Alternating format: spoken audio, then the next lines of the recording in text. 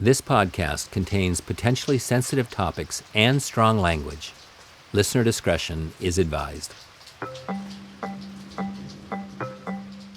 And I know for us, we had people all the time coming up saying, you need to surrender. You need to take your animals to the shelter. They can provide, a better home for them, especially you don't even have one right now. That fear, it's scary when you have nothing and you've got this precious dog that you just love so much, and here's some stranger coming up threatening you or accusing you or telling you this is what you need to do. The thought of losing one of my dogs like that, or all of them, I can't express in words how frightening. Just fear. I was scared all the time that someone was going to come and take them away and say, I was a bad person for having them out there. One of the things that I hear a lot from people living inside is getting upset about people outside having animals, right? Like somehow they think it's wrong, or people that are homeless having dogs. Yeah, because somehow they feel like they're not being treated as they should or so. Well, yeah, I used to think that too. I used to think, okay, this person can't even take care of himself. Why does he have an animal? And I think, okay, that was wrong of me, because for the fact that they're taking care of them, because they're the best. Dogs are so cool. They're there when you're mad, and they're there to make you happy. The one thing that I tell people is that, honestly, in all 100% honesty, we see some really ugly shit some days. But for the most part, we see love and compassion. And for some people, the only love that they ever get is with that animal that's sitting at their feet. That's all they have. I'm Rex Holbein, and welcome to You Know Me Now, a podcast conversation that strives to amplify the unheard voices in our community. For the past 12 years, I have met and spent a great deal of time with thousands of folks living homeless. Through those conversations and friendships, I learned how destructive and baseless the dehumanizing effects of the negative stereotype are against ordinary people. People who, quite frankly, are just like you and me. In these episodes, I want to remind all of our listeners that the folks who share here do so with a great deal of vulnerability and courage. They share a common hope that by giving all of us a window into their world, they're opening an increased level of awareness, understanding, and connection within our own community. I want to begin with what I think is a truism, and that is, we all have issues. For some, the issues are small and containable, while for others, the issues are big and overwhelming. Truth is, though, we all struggle with something, or some things.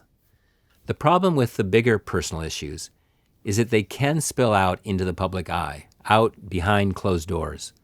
Those are really tough moments for folks, trying to navigate not just their own feelings, but now also the feelings and judgments of others, people they might not even know.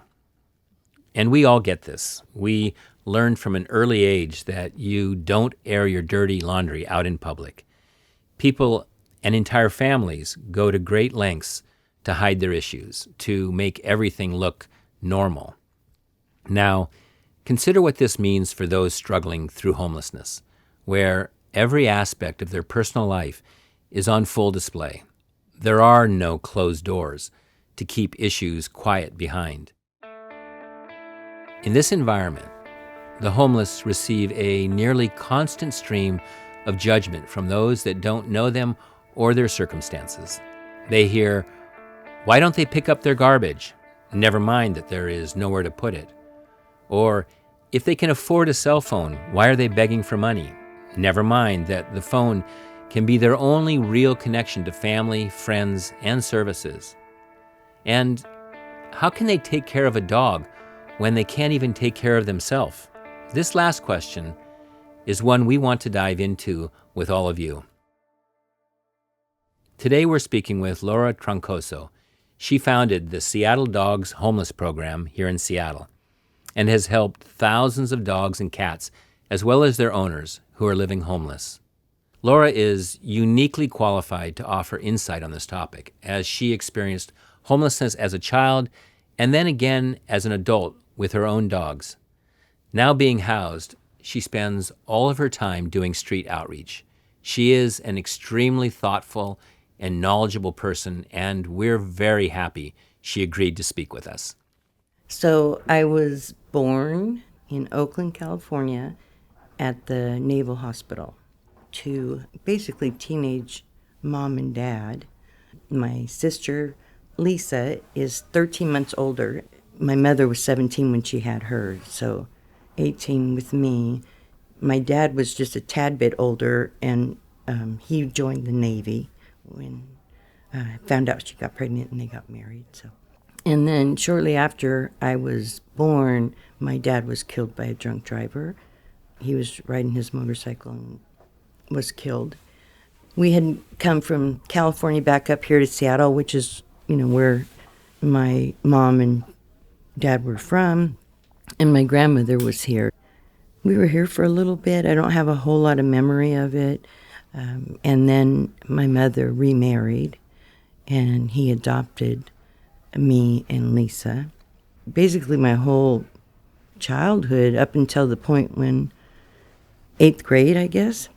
We lived in a bunch of different states.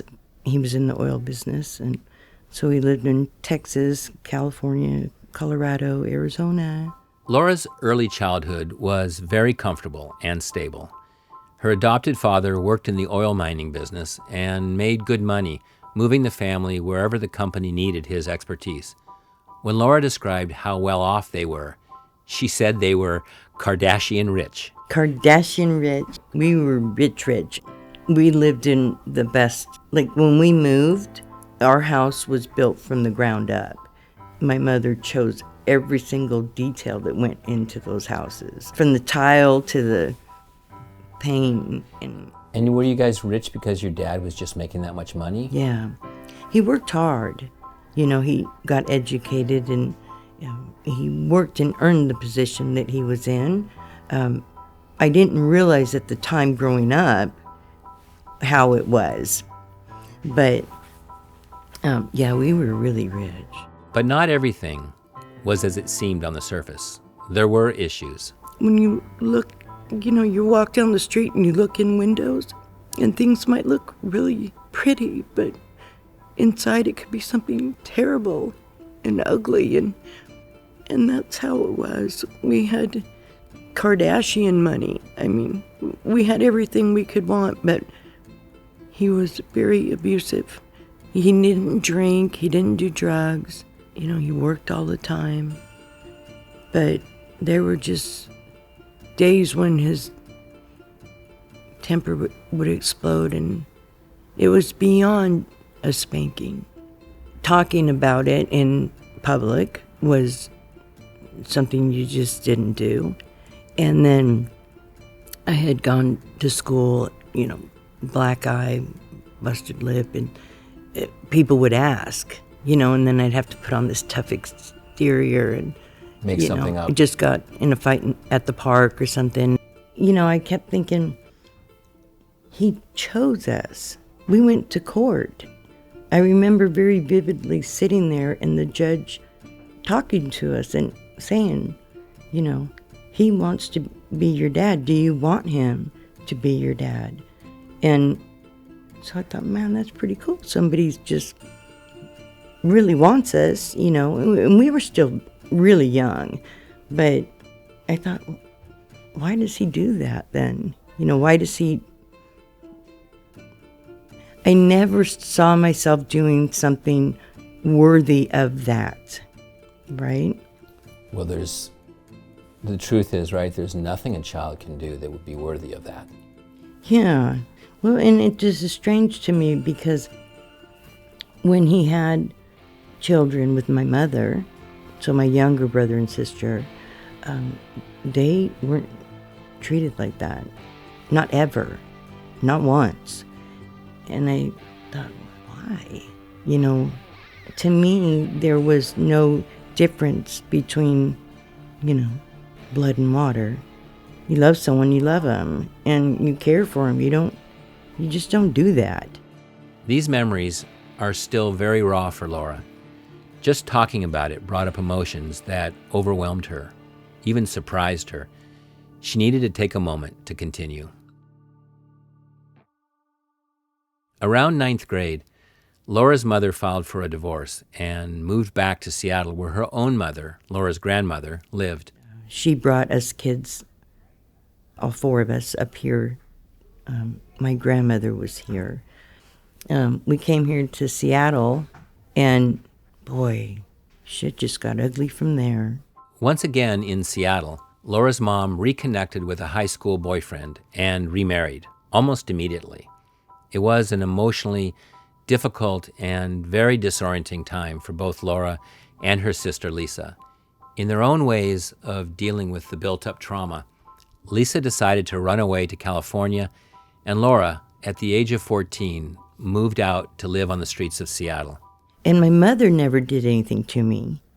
She never, would talk bad to me. She would never hit me. My mother never, did drugs or alcohol. She didn't, ignore me, or, how some, well, maybe you don't, but some women, they'll get with someone and they just shove their kids to the side, and, life's so great with the two of them, no kids, whatever. And she wasn't ever like that. I kind of felt like she had left Dad for us, for me and Lisa. It's how I kind of... To protect you. That's how I felt. And then when she got with the guy, I felt betrayed. I just felt like she did me dirty. And that's when I had gone, my sister Lisa had already gone, ran away to California, and I tried being at home, and it just didn't work for me. And I don't know why, because like I said, my mother and I were always really close, but I was just still so upset. And I ended up on the streets of Seattle, wandering around. I had a choice. I could be on the streets, or I could go with my mother, who was now with her husband, moving over to Clarkston, Washington, for God's sakes. There's only one stop sign, one tree, and no buses. Wasn't offering you a lot. It's like, what the hell am I going to do with this? So I chose the streets. After a while, Laura's sister Lisa moved back to Seattle. As teenage girls, living on their own, trying to survive, trying to be all grown up, they were very vulnerable. This was the 1980s in Seattle, which had a darker underbelly to it. To get an idea of what Laura's life was like during that time, you can watch the legendary 1980s documentary Streetwise that was filmed amongst the homeless youth in Seattle. So Lisa had come back from California, and she was hanging out on the streets. And so I just naturally would... Hang with them. Yeah, and she'd tell me, go home, go home. I'd be like, I don't have a home. Can't go home nowhere. Follow her around, and she just hung out on the block, between 1st and 2nd on Pike Street was the primary location. She started working at different places, and I couldn't do that. Some of my friends could, and I just couldn't. And so I thought, what am I going to do? Different places meaning dance places, or prostitution? A lot of girls did that. And you know what is so sick is I didn't think about it at the time when it's happening, and I've got friend after friend, people that matter to me, getting in cars with strangers. And unfortunately, some of them didn't come back. The Green River Killer, we know, got a couple of them, and, other ones were Yeah, they just disappeared. Don't know where any of them ended up. It was a hard time knowing what they were doing to survive and just to eat. Or a lot of us would get together and get a motel room. And it's so funny to me when I'm thinking under 18 in a hotel. At 16, Laura became pregnant. After all this awful life that I had now chosen, and I'm standing in a phone booth on the corner of, 2nd and Pike, calling my mother, crying, saying, what am I going to do? And then, so my mother ended up coming to Seattle, and then she rented me an apartment. Yeah, she actually went to the landlord and talked to him, and so they gave me a little studio apartment up there on Summit. And did Lisa then crash at your place all the time, or? Well, she was making pretty good money. She was working at a club on First Avenue at the time called the Lusty Lady. She met a gal who had a friend who owned the Hippodrome, which was a concert venue. And so she did concerts with some big stars, like Billy Idol and Duran Duran, stuff like that.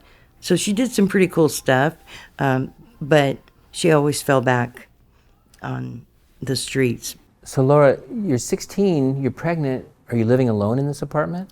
Well, for a moment I had a boyfriend. Good Lord. And then he just had to go. And were you making money? I mean, you don't. Well, I had government money at the time because my biological father had been in the service, and so there was money for me to live at the time. Yeah. A lot of times people don't understand, but an example is a girl that I helped for a long time on the streets, she got a place to live. And she was barely 18 at the time. And every time I turn around, she was back in that damn tent. And I kept, what are you doing? You have an apartment. Why are you out here? Well, it's lonely there, and you can only have people come stay every once in a while. And I thought, boy, that's the dumbest thing ever. Until I remembered I did the same thing. I remember doing that exact same thing at that age. And I've heard that story actually quite a few times. Yeah. And it kind of makes sense, right? Like, it may be a dysfunctional community out on the street, but it's still a community. Right. And you go inside and you're pretty isolated. Yeah. And you've been pulled away from that one community. And also a community that might have been the first time that people around you actually were being good to you. Right. And you feel guilt because you got housed and they didn't. So you have all of those mixed emotions running around. And so I was, back on the streets running around. Laura got involved with drugs. She began using meth and hallucinogens. At one point, a social worker at a drop-in center where Laura occasionally hung out sat her down for a talk. He was looking at me and my belly's growing, and he's like, what are you going to do? You're either going to be out here and be like X, Y, and Z and, have a baby that you can't never have, or you can go home, because you actually can go home. And so I was like, okay, you're right.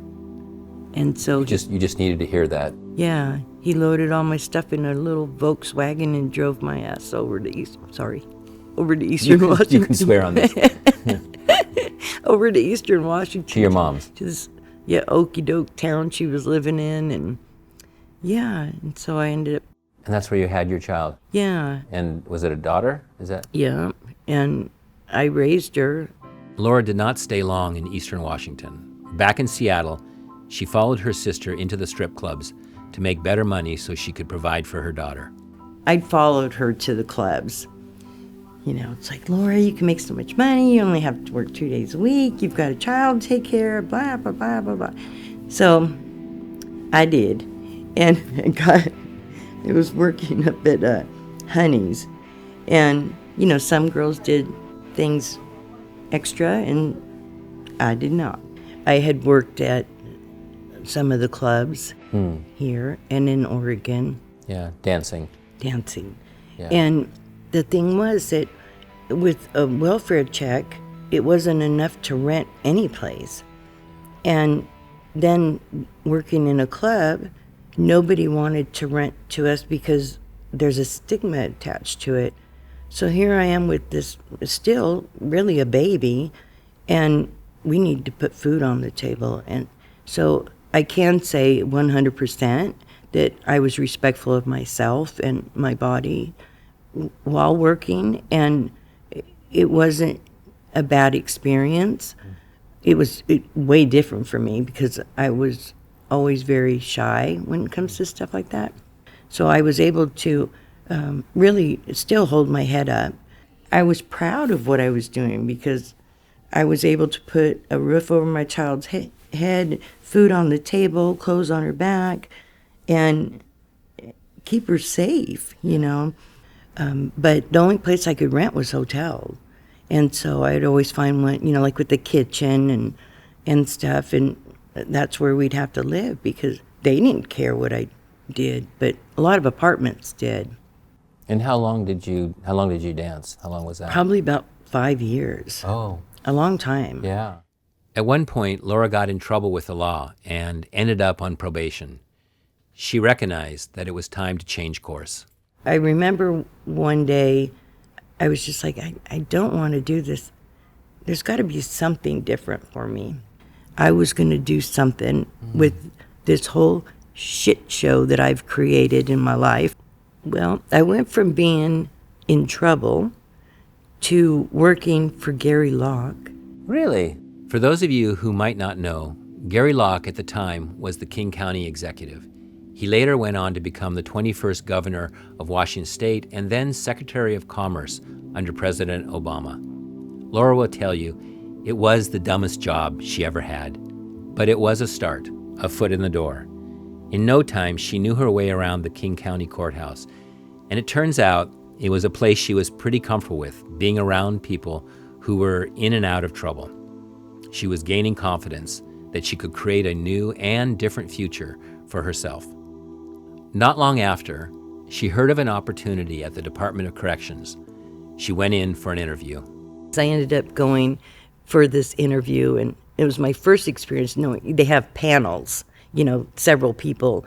So they're asking me all these questions, and the one lady's looking at me, nodding, yeah, this is great. And then somebody said, have you ever been in trouble?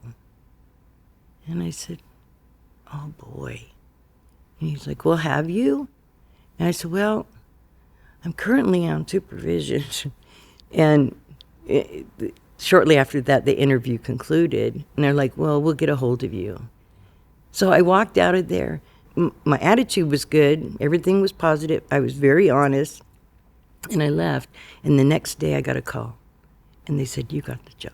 Oh, my word. And I said, what? And they said, you've got the job. And I thought, you're kidding. And she says, if we don't hire you and support you through what you've been through, we have no business, you know, doing what we're doing. Nice. And so they gave me a job. And what was the job? I was corrections counselor there. Laura worked at the DOC as a corrections counselor for years. Following that, she became a youth counselor at the Juvenile Center, working with kids who committed first-degree murder. She had found a calling, and she was proud of it. You could hear it in her voice when she talked about fighting against some of the rules the state was trying to implement on where and how to house convicted juveniles. She put together a report to the governor's office specifically about sentencing guidelines. From there, she went on to work at the juvenile prison at Indian Ridge and later Snohomish County Juvenile Center and their parole office. Yeah, so I ended up having a career, and it was like, man, me.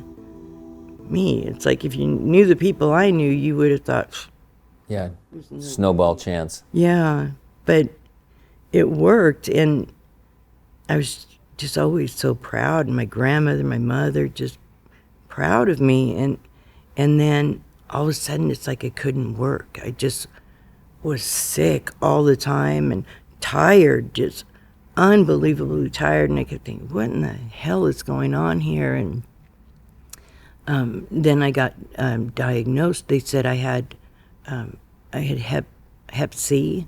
What did they say? Oh, like I was stage 1 at the time. And I was like, what? This is stupid. And so my boyfriend at the time, who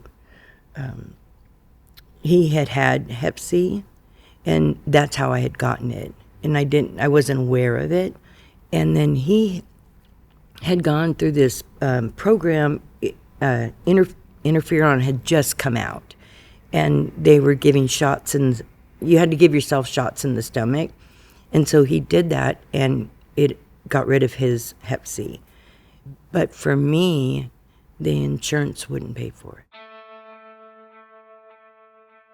And they wouldn't pay for it, and they wouldn't pay for it. And so stage 1 comes and goes, stage 2, stage 3. So by the time they finally approved it, because it's like almost $40,000 for 90 pills. That's crazy. And so they finally approved it, and I had just been to the doctors, and they told me I was stage 4 liver disease. And I was like, what? So what's the point of taking this medication? They said, well, studies have shown that if you take the medication and get rid of the hep C, then it will slow the progression of the disease. So I went ahead and I took the medication, and it did get rid of the hep C, but all the damage had already been done. So at the time, right before they said I was stage 4, we just ended up losing everything. You know, he had a good job. And so you guys had a house? But we had a house, and we had a car up until like the week prior, and it had broke down. But he ended up, because he was with the Iron Workers Union, and he ended up getting hurt, and he wasn't able to. He was getting some money, but it wasn't like matching the paychecks and stuff. And we fell too far behind, and all of a sudden, one day we were homeless. Wow, you were homeless. Homeless. Yeah. As a grandmother. Because they repossessed, they took the house. They took the house, they took everything. You were in Everett, is that where you said in you were? Everett, with 4 dogs. And what did you do? Did you go to a shelter, or? No shelter would take us because they didn't take dogs. Oh yeah, that's coming up in our conversation. Yeah, so we ended up sleeping in a carport first night. I remember it was so cold. It was this time of the year, and we had like the first snow, and it was so cold outside. And I remember he got into a motel room, or not the room, but like the laundry, and he got us a blanket, and from the hotel, and just snuck in and got it. Yeah, and boy, I was grateful. Yeah, I tell you, but that was just a punch in the gut. It's like, how do we move on? What do we do? How can we possibly do anything? And where do you go from there? It just spiraled even deeper because there was no money. There was nothing to fall back on. Everything was done. It's like, he was injured, you sick. You were sick, and you had no savings. It was all gone. And what are we going to do? And so Everett was not very welcoming at the time for people like us that were homeless. They were struggling. So we came to Seattle, and it wasn't like when I was a kid. This was a whole different world and a different ball game, and we didn't have the homeless issue that we have now. So this was roughly 8-9 years ago that this happened. Yeah. And that's right about when the issue started to really get worse. The issue of homelessness. Yes. I mean, it really was pretty quiet in the city up until the early teens of 2000. Yeah. You saw people that were homeless, but you didn't. They weren't everywhere. No. It's like here or there, and so we really felt like we stuck out like a sore thumb. And, we had 4 dogs, one of them being a Newfoundland. And, so then we really stuck out and, we just couldn't catch a break. And there wasn't any place that we could turn. So you said your car had broken down, so you didn't even have a vehicle. We didn't even have a car. So where were you living when you were in Seattle? In a tent, wherever we could. Laura and her partner finally got a lucky break. They connected with an old friend that was living at the time in a duplex. He was living in a duplex. And then they said, the place downstairs is empty. It's for rent. We did meet the landlord. We were able to, work out a deal with him and move in. And then all of a sudden, oh my God, talk about bad luck. All of a sudden, we're there and the utilities got shut off. And I was like, what in the world is going on? So then I called the city and they said, whoever owns that property has not paid the utilities and the home is in foreclosure. And I thought, what the hell is this all about? And so I called him. Of course, he wasn't going to turn anything back on. Laura managed to get some help, some legal help, to force the landlord to turn on the utilities. The landlord was trying to weasel out. And he was trying to tell him that we didn't rent that. And he says, Lord, do you have anything with this man's handwriting on it that shows like how much you paid or how much you owe? And I said, I do have that, because he wouldn't give us a lease. But I did have that. And so he told the guy, well, he really told the guy. And then he made him turn all the utilities and stuff back on.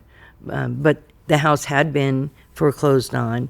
And so we were able to get help. They have some type of program. If the house went into foreclosure. Yeah. And you were renting. Right. Like, to no fault of your own, you were being kicked out of the place. Yes. Because so literally a year had gone by when that happened. And we were finally in a place. Yeah. And we could have our dogs there. To make the monthly rent, Laura got help from her mother and grandmother, and some from her partner, who was able to take on side jobs. The guy, he ended up not charging too much, probably because the place was in foreclosure, but I think we were paying like $900 a month. But you were making it work. But we made it work, and my grandmother, she helped, my mother helped. It's like, okay, once you have a roof overhead, then you can really start putting things together. Start making plans. Yeah. And I still didn't know how I was going to do anything, but at least there was some money coming in. And then all of a sudden we were homeless again with that foreclosure, and we were back out on the streets, because even though we had the money, we still had 4 dogs. So nobody wanted to rent to us for that, and we'd already lost everything, so our credit wasn't that great. And then finally, one day, I don't know what the heck I was doing, but we used to take our dogs over to the Belltown Park, and I was looking at that hotel right there on the corner, and boy, it looked like it was, the Four Seasons. It was just beautiful and big and expensive looking, but I went in and I talked to a lady that was working, and she says, well, we take dogs on our first floor. We've got like 5 units, and we'll have one coming up next week. And I was like, okay, we can figure this out. This. And so we ended up finally getting into a place, and it's small, and all you get is a little cook plate, but they accepted our dogs. And then every month when I'd give her the money, she would give me back $100 to go and buy pet food. Oh. Yeah. That's beautiful. We ended up living there for a year. And how long was it that you were outside when you got booted out of the house before you found this place? So the first time it was a year, and then the second time after we got into that place and got out, it was 6 months at least. And then we were finally back inside. Back inside. And how long did you stay there? A year. After a year at that apartment, Laura and her partner found a cheaper place at a motel on Aurora Avenue. It would turn out, though, that they were there for only a short while. In the room next to theirs, a husband killed his wife and then himself. By the time it was discovered, the odor had permeated into their own room and all of their belongings. They grabbed some clothes, a blanket, their 4 dogs, and walked out the door. The frantic search was back on to find a roof over their heads. Finally, I ended up getting a place right off Aurora. And we had our dogs who by now were all getting old. But that's where everything finally came together for me. I was like, I know what it's like to be homeless. And I know what the need is out there, because I'd been out here with my animals, so I knew everything, the stigma, the struggle, things that people say and do to an animal owner. And I knew what it was like to need food. I knew what it was like to split that hamburger with my dogs. And so I didn't have barely any money at all, but I would go buy 1 bag of pet food. And half the time I'd beg for a metro driver to drive me downtown. But I'd ride downtown and I'd quickly find someone that needed a bag of food.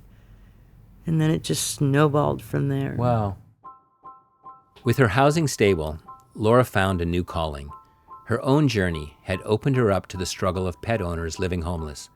She knew it intimately, and she was going to do something about it. With her modest resources, she began to deliver food and supplies to folks with pets living on the street.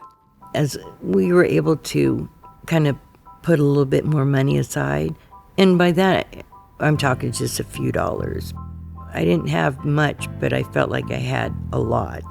Anyhow, I'd grab, maybe the next month I'd be able to do 2 bags a week instead of just 1. And then I'd say, there's an old dog and it can't eat dry food, so I need some meat. It needs a treat. You really should have a toy.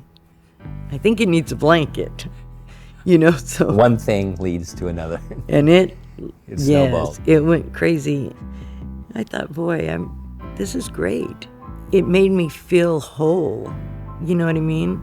Like, I love being a mother, being a grandmother, but I was always missing something. And of course, I liked what I did when I was working, but to be able to do that was great.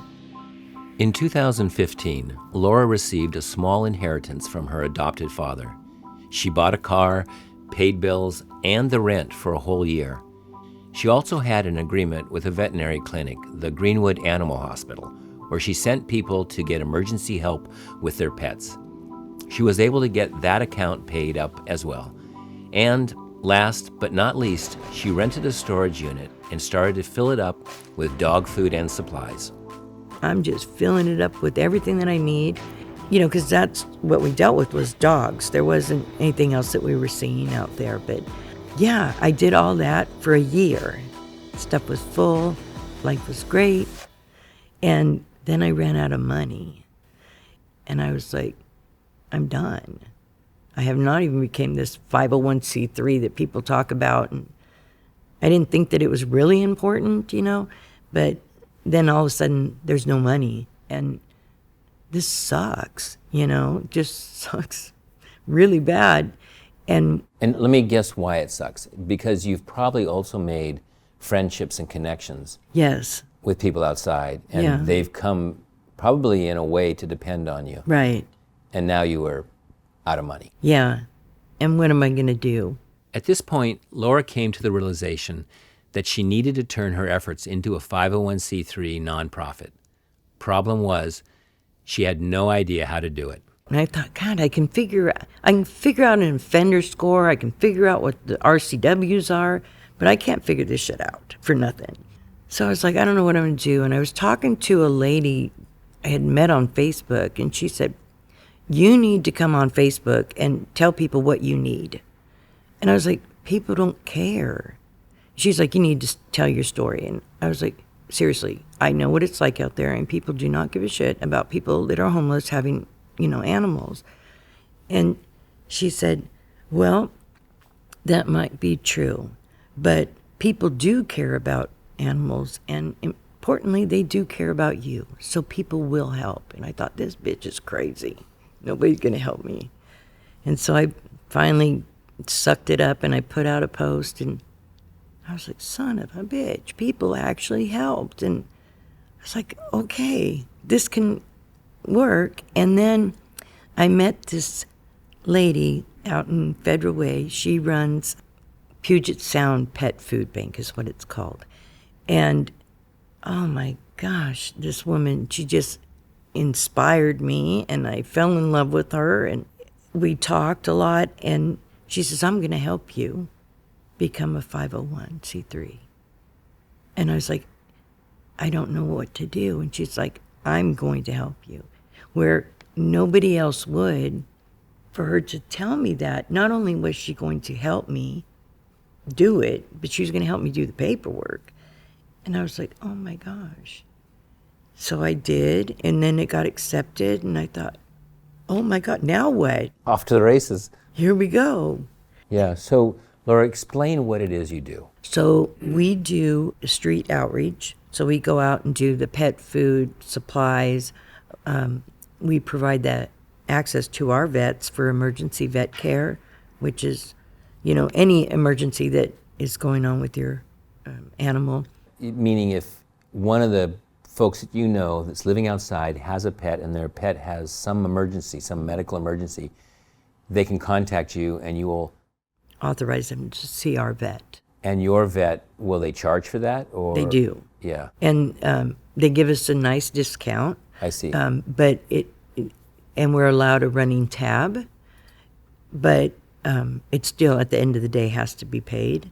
But and primarily, so you raise funds to cover that. So pretty much 90% is all donor based. There's just no grants, or we have received some grants, but we haven't received large enough grants to cover these things. So I just hope and pray a lot, because it saves lives, and not just the animals, but the persons too. And so vet care is really important. And then we do boarding, so that if an owner who's homeless wants to go to drug treatment, alcohol treatment, they want to start work, or they end up having to go to the hospital, then we're able to board their dogs for them, so that they can be reunited. I have heard so many people on the street that won't go into treatment because they're afraid that they'll lose their pet. Yeah. And Right. that's more important to them in that moment. Yes. And I know what it's like to be in that position and needing the help, needing someone to watch your animals, but so afraid that, you're going to come back tomorrow and they're not going to be there. For whatever reason, they'll be gone. And so it's important to me that whoever we deal with, there's a trust. There's also a contract that lets them know that, you do what you say you're going to do, and we'll do what we say we're going to do. Yeah. And by that, we have had people that go to treatment and they leave after a few days, and that's okay. They tried, and it's their journey, and as long as they're able to sustain the emotional and physical relationship with their animal, we're cool with it. But we want them to succeed. Yep. And being able to see that. That's the good stuff. I have, my wife and I have had a number of dogs stay at our house, right? Yeah. In a very similar situation you're talking about.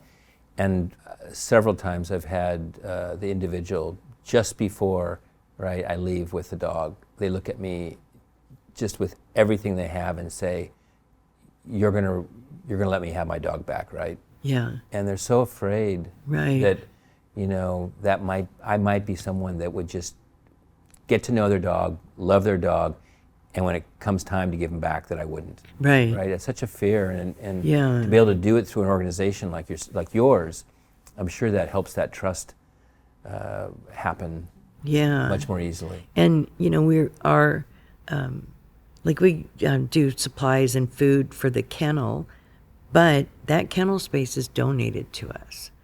And so would we and do we prefer foster homes? Yes, but they're difficult to get. We do keep separation between, so like if you were fostering, I have a relationship with you, but you don't have the relationship with that person, because we found that that works best for the time that we're dealing with.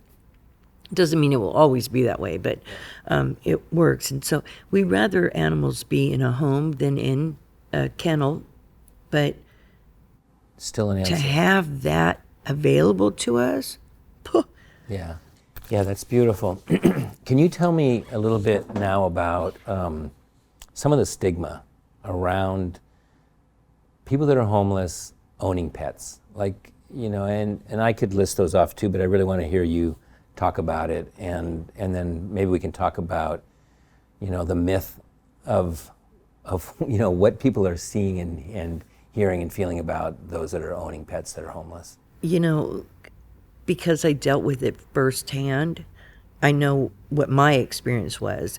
If you're out panhandling and you've got your animal, your dog with you, there's somebody, and now with social media, you're screwed, because people take those images and they'll be like, that person is out there panhandling with that dog, and all they want is money for drugs or, alcohol, whatever, and the dog's in danger, and, somebody, it's usually not the person posting, but somebody needs to go and save this animal.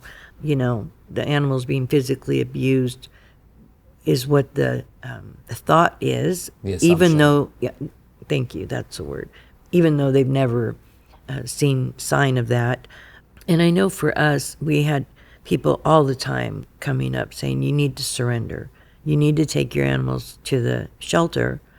They can provide, a better home for them, especially you don't even have one right now.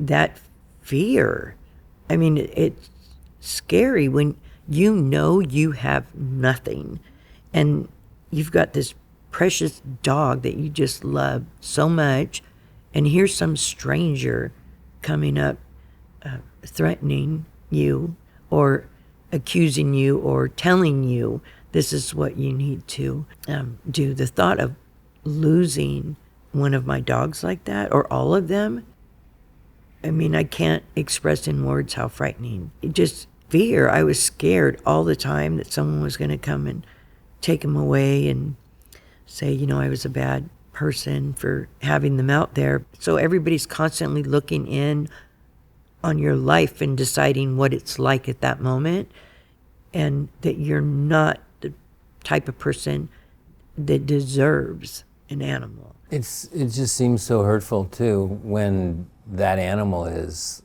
like so dear and important to you, and then you're being told that you're not doing a good job. Right. And it's like I'm doing the best I can. For me, it was like, it's not about money.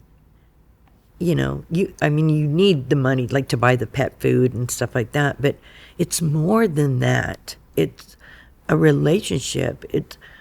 I can tell you everything about each one of them and their own, personalities. And have I even had a dog that actually thinks it's a dog? I mean, they're like people, and kind of like talk shit to me once in a while. It's like, y'all need to stop. They have personalities, and when you have a dog or a cat, you have a relationship with them, and if you don't, frankly, you shouldn't have them. And how important was that to you outside for you when you were homeless? Like what did that mean if you didn't have those animals? What would have been a different experience? It would have been, I can tell you, if somebody would have taken them or if I would have lost them, I would have snowballed so far into despair and destruction. It wouldn't have even been but a glimmer of hope that I made it out, because they were everything to me. It allowed me to keep pushing forward and kept trying, just trying to do better, trying to stay focused, trying to stay clean and sober, trying to make it better for them and in the end for me. But I can imagine not having them.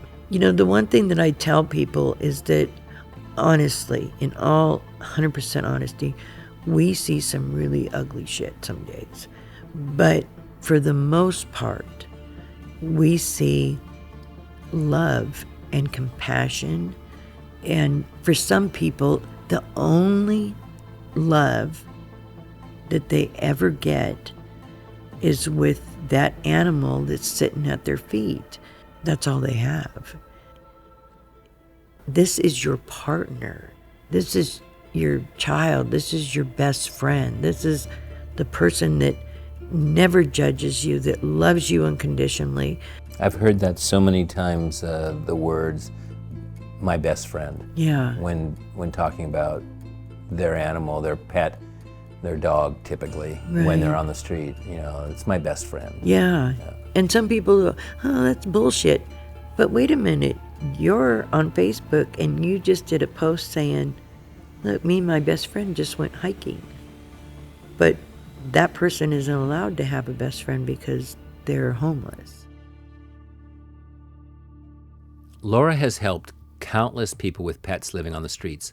I asked her if I could talk with a few of them to hear their perspective. I just want to thank her, for always being there. She's a good woman. Please meet Melissa. She lives in an RV in the Beacon Hill neighborhood. She has 2 dogs and a cat and lives as a single woman by choice. Melissa grew up in Moses Lake, Washington, in an abusive household. Most of the relationships in her life have had a strong domestic violence side to them. Melissa also got involved with drugs and has spent time in jail.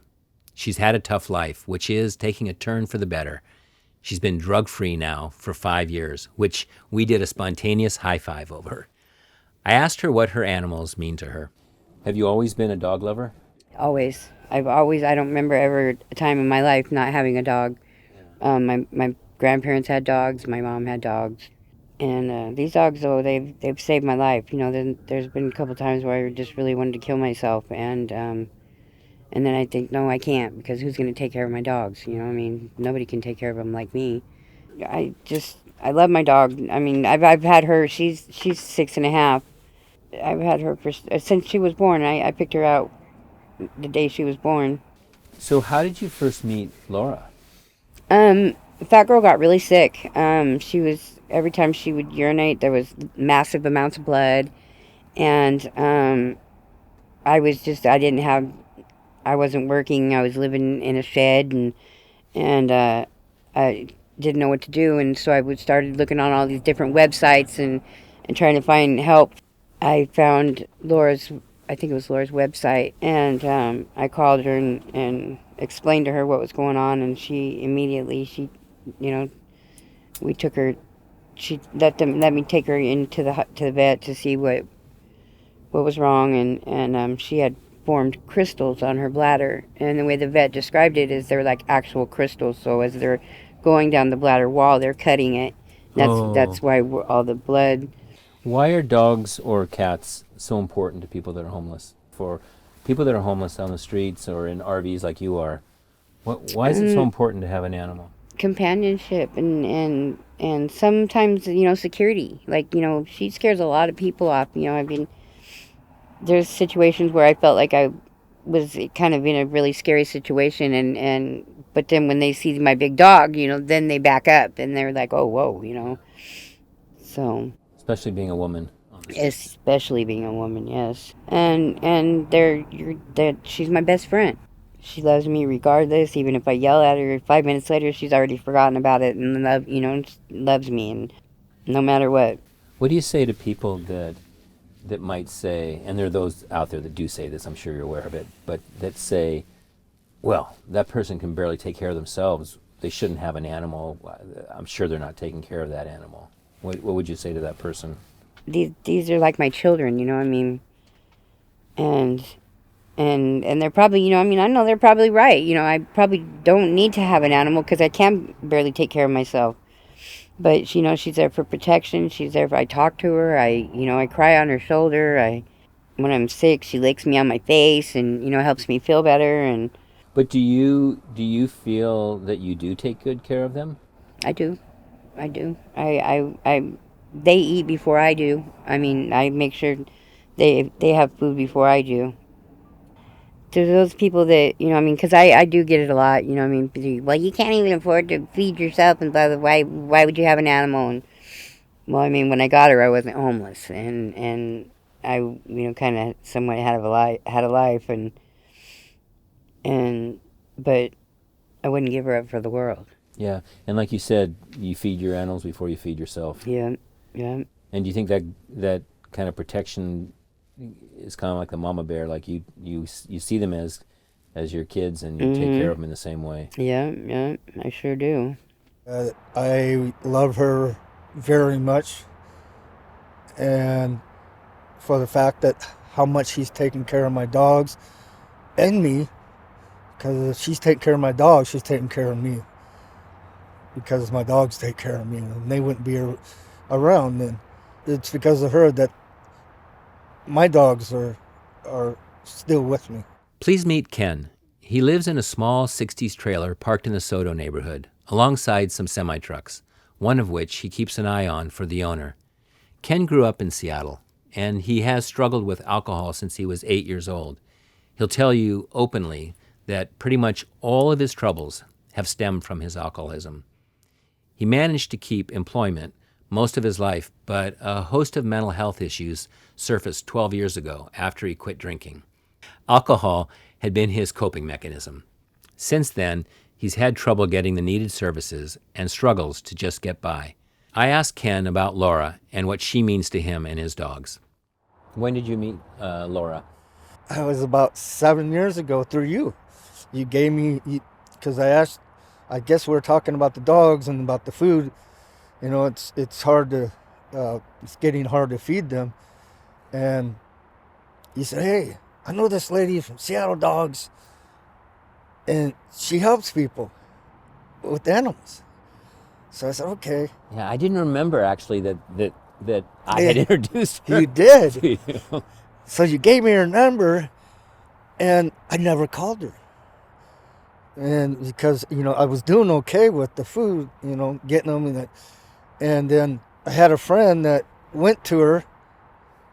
He met her, and he told me about her. Yeah, now you heard it twice. Yeah. And at that time I said, oh, cool, okay. That time I really needed it. And so he gave me her number, and I called her up. She came right down with dog food, and she says, anything else you need for them? So she gave me like leashes. She gave me chew toys for them, a bunch of treats, I mean, she gave me the kibble and the soft food. And that's just her, the way she does it. If you need her and you can't make it to where she's at, she'll come to you. She's been taking care of my dogs. Yeah. I mean, she's like the silent partner with helping me feed my dogs. If something happens, taking them to the vet. Yeah. She does all of that. And then she gets online and she does a lot. She's trying to get tireless. online. Yeah. And then she gets people to donate, to help her donate. But it's not a whole lot of people, but, the donation that goes to her, she's like a nonprofit. She don't get no money. And then a lot of times she pays out of her pocket. I believe dogs are better than people, because they got this love for you that's unconditional. Yeah. When I was little, if I would accidentally hurt my dog, like one time I was coming inside and I shut the door, but I shut it on my dog's tail, and he screamed, and I sat there and cried. Because those dogs are awesome. I mean, they're the best things for you. They're my, what do they call that? An emotional support? Emotional support. That's what I was looking for. Yep, emotional support. And it's so awesome because they're the ones keeping me going. They're the ones keeping me alive.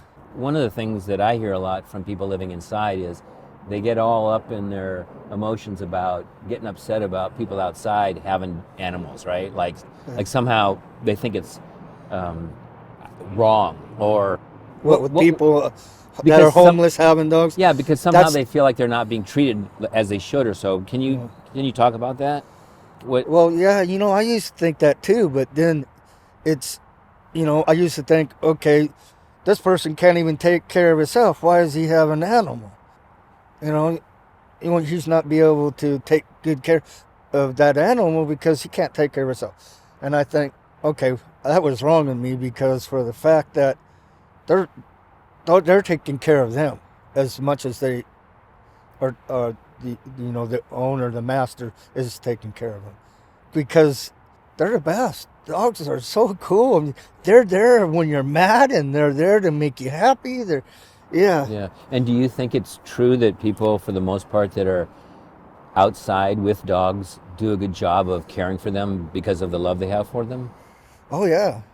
Oh yeah.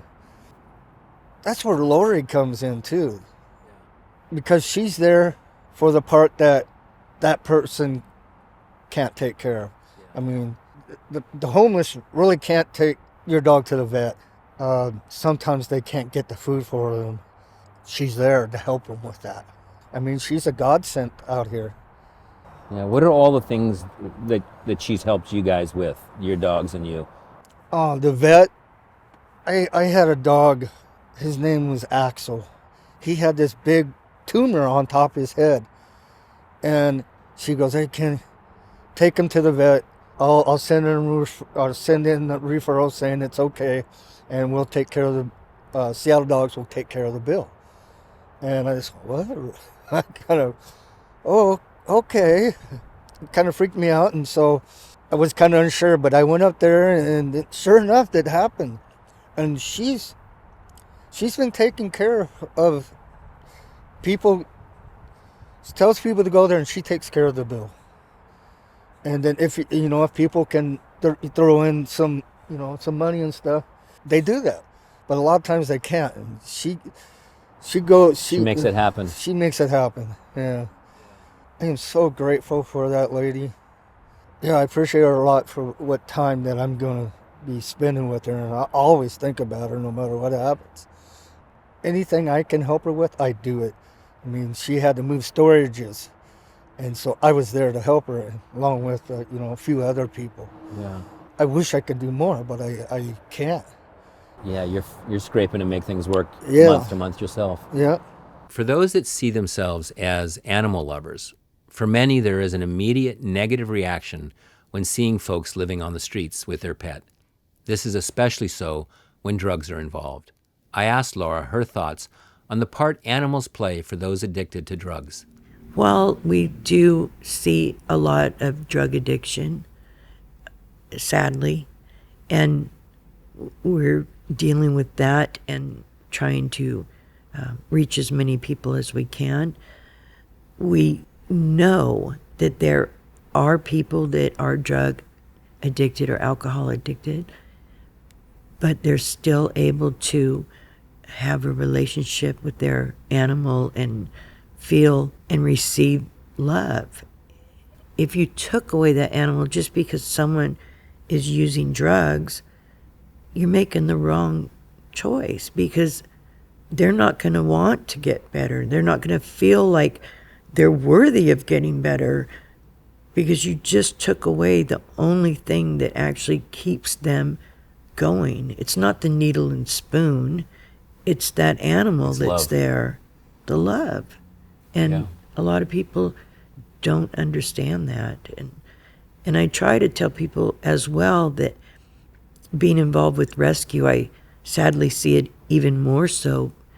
But majority of our cases for abuse come from people that are housed. I was just going to actually want you to talk about that. I'm glad you brought it up. That the people I've met outside that have had pets, I see a relationship that is tighter than typically I see with owners that are housed. And that's not to say that there aren't amazing homeowners that just have these beautiful relationships with their dogs. But what I do see a lot of is dogs in the backyard in a chain link fence. Owner goes off to work, is gone 10 hours, comes back, has a few hours, and then goes to sleep and repeats the process, versus people that are outside are with their animals 24/7. Right. And I think about the emotional psychology of that, and where would the dog rather be? Exactly. And it's sad because people, not all people, but some people want to be so quick to judge the person who doesn't have the curtains to close, but then their neighbor who's been, chaining the dog outside with no shelter and no, water and stuff, they've sat there and watched that shit go on for years and done nothing until somebody else posted about it. Yeah, that's the negative stereotype against homelessness. Yeah, and it happens a lot. What would you say to a person that was sitting here with us or listening to this podcast that loves dogs, loves animals, but is really bothered when they see a dog, next to somebody that's flying a sign or outside of a tent, or what would you say to them? How would you appeal to the feelings that they're having in that moment? Well, I think first for me is, stop and talk to him. Ask. Are you going to come across somebody who's an ass to you? Sure. But you come across that in everyday life. So why not take a chance? Keep your distance, because you never know what a dog is like when they're out there. But, stop and find out. Don't just take a picture and post and send the world crashing at their feet, because you're causing us, Seattle dogs, issues, and you're causing the person issues when it might not be what you're imagining in your mind. Yeah, and you haven't done anything to better the situation. Right. I think you're amazing. I love you. Thank you so much. I'm just amazed about your life journey, and how you I don't know how you can push through all that and then come out the other side and be doing this amazing selfless work. And you're also, can I say this? I'm not rich. You're not getting rich doing this. Yeah. You're living month to month. Yes. And I'm poor. You're poor. I actually had a lady that runs a very, she's since passed, but a very successful rescue. And she was talking to me one day, and she's like, "What the hell are you doing?" And I was like, "What?" And she's like, "What the hell are you doing? You're helping people, homeless people. You're helping their animals. You're doing all this stuff. You're poor." And I was like, "I know. You don't have to be yelling at me that I'm poor." And she's like, "But you're poor. Why are you helping people? You need to keep that for yourself." And I said, reality is, I don't know what day I'm going to pass away, but I do know that I'm literally living while dying. And this keeps me going. It's like... And you are really loved by people on the streets. I do have some you great you people. do have some people that love you very much. Yeah. Some of them kind of keep me, or I keep them. And, I'm blessed. I am blessed. I am poor, but I'm blessed. And you've created those blessings, I will say. Thank you. Really have. It is pretty crazy when I list it all. This is what we do, and it all literally started with one bag of Purina pet food that was not even 5 pounds, because I couldn't afford more than that. But when I look at what I do, and then not having, this big umbrella of cash above me, that's pretty effing cool. Yeah. I need the help. They need the help. If we don't help each other, what are we doing? Can't walk through life being a selfish asshole. I had everything, right? Beautiful home, beautiful things. And I worked hard to get everything. and then it was gone. Our life amounts to, in the end, is that, we can't take anything with us when we go.